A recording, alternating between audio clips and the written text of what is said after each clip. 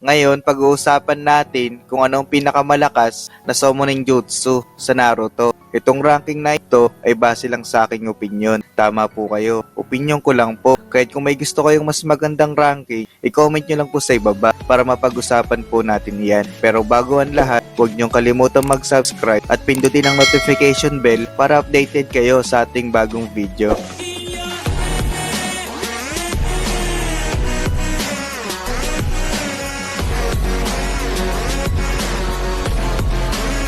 Bago po natin simulan ng top 10, ang summoning jutsu o summoning technique ay isang uri ng jutsu na nag-aalaw na makapag-summon ng isang target na makapag-transport ang isang bagay o living creatures sa isang lokasyon. Ang isang uri ng creature ay karaniwang pinapatawag upang magbigay ng tulong o assist para makumpleto ang isang task o samahan sila sa isang labanan. Sa kaso ng isang toad, ang summoner ay nag-assign ng kanilang pangalan sa isang scroll na gamit ang kanilang sariling dugo at karagdagang marka gamit ang kanilang fingerprint ng isa sa kanilang mga kamay. Ang nagtataglay lang ng rinigan ang may kakayang isummon ang demonic statue of the outer path. Gamit ang animal path, ang nagtataglay ng rinigan ay kaya mag-summon ng maraming iba't ibang living creatures. Ang sa top 10 natin ay ang Gamakichi. Ito ay isang toad mula sa Mount Myuboku. Ito ay may orange na balat na may purple marking na nakapalibot sa kanyang mga mata at sa kanyang stomach. Kahit hindi pinakita ang kanyang appearance sa kanyang pagkabata at adolescent stage, bilang isang adult na toad, si Gamakichi ay may sobrang lakas na kapangyarihan. Si Gamakichi ay may taglay na tanto na parang isang maliit na katana, kung saan ang kanyang skill ay pinakita nung panahon ng 4th Shinobi World War. Bilang isang toad ng Mount Myuboku, si Gamakichi ay bihasa rin sa art ng Senjutsu at ipinakita na may kakayahan siyang i-combine ang paggamit ng Senjutsu at ang kanyang skill kasama ng water release nature transformations para magamit ang Starch Syrup Gun. Sa ating top 9 ay si Shima at Fukasaku. Si Fukasaku ay kadalasang tinutukoy bilang isang elder head toad na nabubuhay na mahigit sa 8 taong gulang na naninirahan sa Mount Myuboku bilang isang tagapagmana ng Great Toad Sage. Samantalang si Shima ay kilala bilang Mother of the Toad Way. Siya at si Shima ay kilala bilang 2 Great Sage Toads. Sina Fukasaku at Shima ay lubang malakas. Gayun din sila ay lubos na matalino na nagagawa nilang matukoy ang isang kahinaan. Sila rin ay may kakayang gumamit ng napakalakas na genjutsu na tinatawag na Demonic Illusion, Toad Confrontation Chant. Sa ating pangwalo ay walang iba kundi si Katsuyo. Siya ay isang slug at ang personal summon nito ay ang panglimang Hokage na si Tsunade. Ito ay naninirahan sa maalamat na Shikutsu Forest. Pagdating sa offense, si Katsuyo ay kayang magdura ng isang acid gamit ang Tongue Tooth Sticky Acid Technique na may sapat na lakas upang matunaw ang isang bato ng madali. Gamit ang Slug Great Division, maaaring hatiin ni Katsuyo ang sarili sa mas maliliit na clone o para magsilbi bilang maliliit na slug at may kakayang mabilis na mag-reform kung kinakailangan. Sinabi rin na si Katsuyo na ang kanyang kapangyarihan ay nauugnay sa Strength of 100 Seal. Ang mga optical tentacle nito ay may bahagyang kulay abo at mayroon din itong 2 sensory tentacle sa magkabilang gilid ng bibig nito. Para sa akin, ang Quintuple Rashomon ang top 7. Ang Summoning Rashomon ay isang malaking gate. Ang tarangkahan mismo ay dinisenyo na may demonic face na nakaukit. Ang mga pinto ng tarangkahan ay matatag na nakabuo at kayang depensa ng halos anong physical attack. Ang bawat isa nito ay nagtataglay ng napakalakas na defense na kayang madaling isummon kahit hindi kinakailangan ng hand seals. At ang 5 Rashomon gate ay kayang i-neutralize ang mga malalakas na atake. Maaaring baguhin nito ang pagkakasunod-sunod ng 5 gates.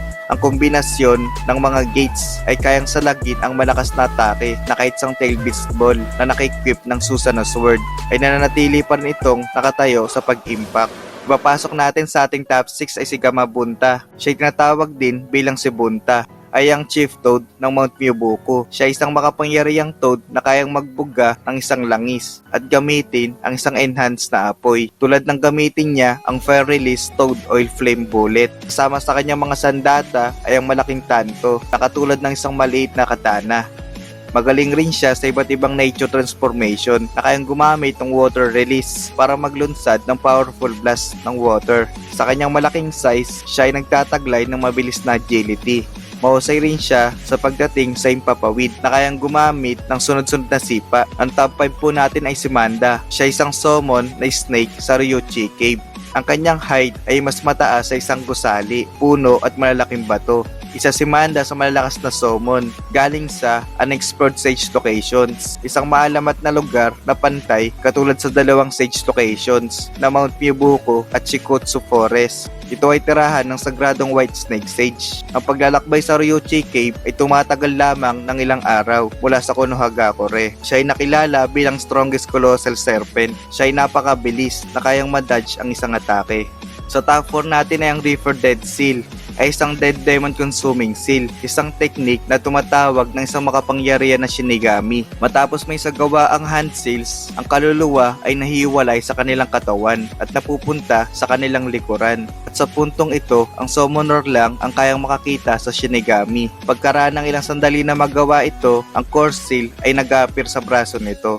Habang kinukuha ng Shinigami ang kanilang kaluluwa, ang target ay napapahinto at ang anumang jutsu na ginagamit ay natatanggal at sila ay nape-prevent na mag-perform ng karagdagang jutsu. Pag hindi na ito nakakilos, ang summoner ay maaaring i-remove at selyuan ang kanilang kaluluwa. Ang kaluluwa ng target ay sinisealed ang katawan sa summoner na nagpapakita ng isang tattoo pattern sa kanilang katawan, katulad ng appearance ng A-Tigram sealing style. Ang pangatlo sa listahan ko ay ang Kurama.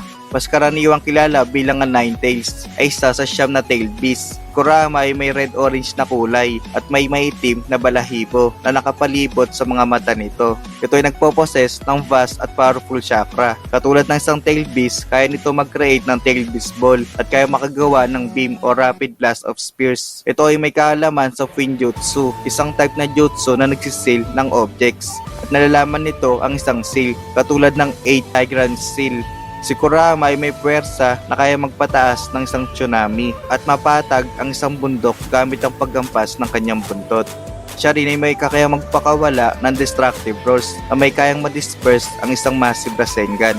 Ang top 2 natin para sa video na ito ang Gedomaso o Demonic Statue of the Outer Path. Ito ang remain ng Temptails pagkatapos may wala ang chakra nito sa katawan. Matapos ma-awaken ni Madara ang Rinnegan, ito ay nagbibigay daan sa kanya upang ma-break ang seal at may summon nito. Kaya rin ito ma-summon gamit ang 6 Paths of Pain. Katulad ng malaki nitong sukat, ito ay nagtataglay ng malakas na physical strength. Ito rin ay nagpapakita ng mataas na level ng agility na nagagawang makbang ng napakalayong distansya. Ito rin ay nakakapag-create ng shockwave. Demonic statue ay may kakayahang magsagawa ng chakra chains. Ang mga chains ay may core seal, kayang pigilin ang isang kapangyarihan ng tail beast. At maaaring magamit na ma-extract ang isang Jinchuriki o mabilis na may seal ito sa statue. At ang ating number 1 walang iba kundi ang Edo Tensei. Itong jutsu na ito ay nagbabind ng soul sa isang katawan para maging isang living vessel. Pag ito ay unang na-summon, ang kanilang katawan ay lumilitaw na parang gray.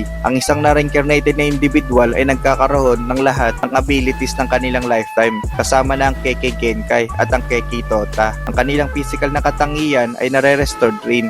Ang mga na-reincarnated ay hindi dumudugo ang katawan, maliban na lamang kung kailangan ng isang blood para magsagawa ng summoning technique. Isa sa pangunahing taglay ng Impure World of Reincarnation ay pagbibigay nito ng immortal na katawan.